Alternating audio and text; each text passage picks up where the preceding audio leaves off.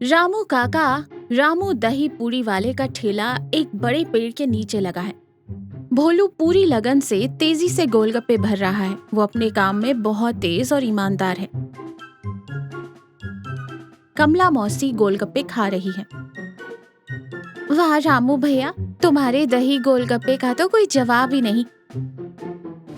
भोलू बेटा, जरा एक सूखी पूरी देना, लेकिन उसमें थोड़ा दही और चाट मसाला अच्छे से भर देना। भोलू अचानक रुकते हुए, मौसी, सूखी पूरी का मतलब समझती हो? सूखी। अब इसमें मैं दही, चटनी, आलू सब भर दूंगा तो ये सूखी पूरी कैसे हुई? ये तो पूरा 10 रुपए वाला प्लेट हो गया ना मुफ्त में।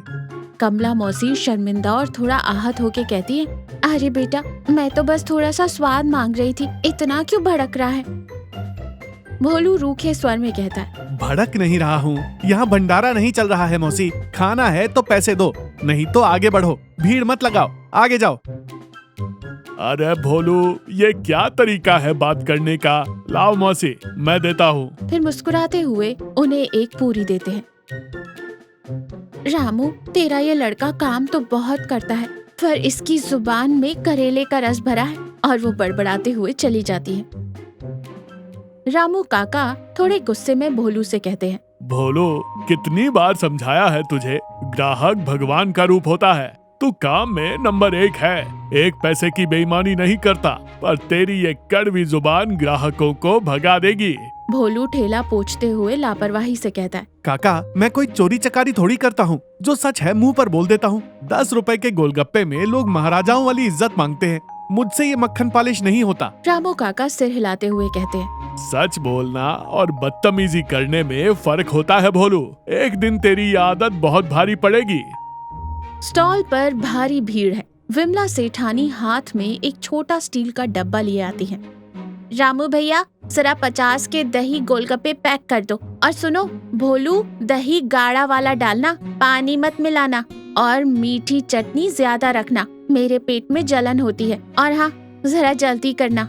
भोलू गुस्से से गोलगप्पे पैक करने लगता है। सेठानी जी, दही हमारी गाय देती है, हम पानी नहीं मिलाते, और ये पेट में जलन होती है तो गोलगप्पे क्यों खा रही हो? घर जाके खिचड़ी खाओ ना। विमला सेठानी हैरानी से और गुस्से में कहती है, क्या बकवास कर रहा है तू? मैं पैसे दे रही हूँ, कोई खैरात नहीं मांग रही। भोलू आवाज ऊंची करते हुए कहता है, तो हम भी मेहनत करके बेच रहे हैं, कोई आपके घर के नौकर नहीं है। 50 रुपए में आपको क्या 5 स्टार होटल का खाना दे दूं? लेना है तो लो, वरना वो रखा है आपका डब्बा। जाइए यहाँ से, आगे बढ़िए। विमला सेठानी आग बबूला होते हुए कहती है, रामू, तेरे सामने ये लड़का इतनी बेइज्जती कर रहा है और तू चुप खड़ा है। अब मैं कभी तेरी दुकान पर नहीं आऊंगी और गाँव में भी सबको बताऊंगी कि तूने कैसे गुंडे पाल रखे हैं। और वो गुस्से में पार्सल लिए बिना ही चली जाती है। रामू काका घबरा कर कहते हैं, सेठानी जी, अरे सुनिए तो। फिर गहरी सांस लेते हुए, बस भोलू, बहुत हो गया। भोलू बचाव करते हुए कहता है, क्या काका, वो नखरे कर रही थी, मैंने सच बोल दिया। रामू काका सख्ती से कहते हैं, तूने सच नहीं बोला, तूने अपना अहंकार दिखाया है, मेरी सालों की इज्जत मिट्टी में मिला दी। तू ईमानदार जरूर है, पर तेरी बोली में जहर है। तू कल से काम पर मत आना, मुझे तेरे जैसे बदतमीज इंसान की जरूरत नहीं है। ठीक है, आप ही को घमंड हो गया है अपनी दुकान का, मैं भी देखता हूँ मेरे बिना आपकी दुकान कैसे चलती है। जा रहा हूँ मैं। भोलू अपने कमरे में अकेला है। वो एक सब्जी वाले और चाय वाले से काम मांगने की कोशिश करता है, लेकिन उसका गुस्सैल स्वभाव हर बात को बिगाड़ देता है। वो अपने बचे हुए सिक्के गिन रहा है। उसे बहुत भूख लगी है। वो एक छोटे से शीशे में खुद को देखता है। खुद से बातें करते हुए वो कहता है, 3 दिन हो गए, कोई काम नहीं दे रहा। सब कहते हैं तू झगड़ालू है, तू ग्राहकों से लड़ता है। उसके पेट में तेज गुड़गुड़ाहट होती है। भूख भी बहुत लगी है। रामू काका तो दोपहर को अपने हाथ से खाना खिलाते थे, गलती तो मैंने ही की है। सेठानी जी से वैसे नहीं बोलना चाहिए था, पर अब वापस कैसे जाऊं? मेरी नाक कट जाएगी। वो अपनी खाली प्लेट को देखता है। नाक कटने से ज्यादा पेट कटना दुख देता है। काका दिल के अच्छे हैं, शायद मुझे अपनी गलती मान लेने पर माफ कर दें। मुझे जाना ही होगा। रामू काका अकेले बैठे हैं और अकेले सब कुछ संभालते हुए थोड़े थके हुए भी लग रहे हैं। भोलू धीरे धीरे चल कर आता है। काका। काका ऊपर देखते हैं। तू यहाँ क्या कर रहा है? भोलू हाथ जोड़ते हुए, काका, मुझसे बहुत बड़ी भूल हो गई, मुझे काम पर वापस रख लो। 3 दिन से ठीक से खाना नहीं खाया, मैं कसम खाता हूँ अब कभी किसी से गुस्सा नहीं करूँगा। काका अचानक खड़े हो जाते हैं। भोलू के पहले के रूखे लहजे की नकल करते हुए वो कहते हैं, अच्छा, अब आ गई अकल ठिकाने। यहाँ क्या लंगर लगा है जो तुझे खाना दूं? जबान तो तेरी कैंची की तरह चलती थी, अब क्या हुआ? भोलू रामू काका की बातों से स्तब्ध और आहत होकर कहता है, काका, आप ऐसे क्यों बोल रहे हैं? रामू काका तेज और कठोर आवाज में उंगली दिखाते हुए कहते हैं, भाग यहाँ से, मेरी दुकान के सामने भीड़ मत लगा। तेरे जैसे एहसान फरामोश की यहाँ कोई जगह नहीं। जा, किसी और की दुकान बर्बाद कर, निकल यहाँ से। भोलू टूट जाता है। ये शब्द उसे किसी गहरे घाव की तरह लगते हैं। उसकी आंखों में आंसू भर आते हैं। वो धीरे से पीछे मुड़ता है। वो दूर जाने के लिए 2 कदम पीछे मुड़ता है। तभी रामू काका उसे आवाज देते हैं। उनकी आवाज में नरमी है। भोलू, रुक जा मेरे बच्चे।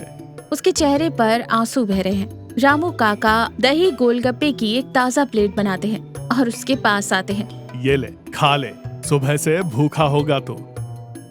भोलू चुपचाप रोते हुए, काका, आपने मुझे इतने गंदे तरीके से क्यों भगाया? मुझे बहुत ज्यादा बुरा लगा। ऐसा लगा जैसे किसी ने दिल पर पत्थर मार दिया हो। भोलू के कंधे पर हाथ रखकर काका उसे तसल्ली देते हुए कहते हैं, यही बात मैं तुझे समझाना चाहता था मेरे बेटे। आज मैंने तुझसे उसी तरह बात की जैसे तू हमारे ग्राहकों से करता था। जब मैंने तेरे साथ बदतमीजी की तो तुझे रोना आ गया ना? तेरा दिल दुखा। भोलू को सच्चाई का एहसास होता है। बड़ी बड़ी आंखों से रामू काका को देखता है। ग्राहक भी तो इंसान ही होते हैं भोलू, चाहे वो अमीर सेठानी हो या हमारी गरीब कमला मौसी। जब तू उन्हें बेइज्जत करता था तो उन्हें भी ऐसा ही दर्द होता था। तेरा बनाया गोलगप्पा चाहे कितना भी मीठा और स्वादिष्ट हो, अगर तेरी बोली कड़वी है तो इंसान को वो जहर ही लगेगा। ईमानदारी बहुत अच्छी बात है, पर दूसरों को इज्जत देना उससे भी बड़ी बात है। भोलू सम्मान में रामू काका के पैर छूता है। मुझे माफ कर दो काका, मुझे आज असली बात समझ आ गई। शब्दों की चोट सच में बहुत गहरी होती है। मैं आपको वचन देता हूँ, आज के बाद मेरी जुबान से कोई ऐसा लफ्ज नहीं निकलेगा जो किसी का दिल दुखाए। चल, अब आंसू पोंछ और अपना काम संभाल। देख, कितने सारे बर्तन पड़े हैं धोने को। भोलू वापस काम पर आ गया है। ताजा, ऊर्जावान और सच्ची मुस्कान के साथ दिख रहा है। कमला मौसी स्टॉल पर आती है। अरे भोलू, वापस आ गया? रामू भैया 1 प्लेट देना।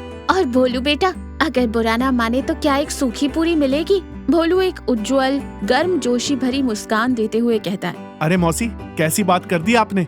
1 सूखी पूरी क्यों? आज आप 2 सूखी पूरी खाओ। वो मजाक में एक पूरी फोड़ता है। उसमें अच्छी तरह दही और चाट मसाला भरता है और उन्हें दे देता है। और ये लो, मेरी तरफ से थोड़ा एक्स्ट्रा दही भी। कमला मौसी हैरानी से उसे देख रही हैं। अरे वाह, आज सूरज कहाँ से निकला है? भोलू, तू तो बिल्कुल बदल गया।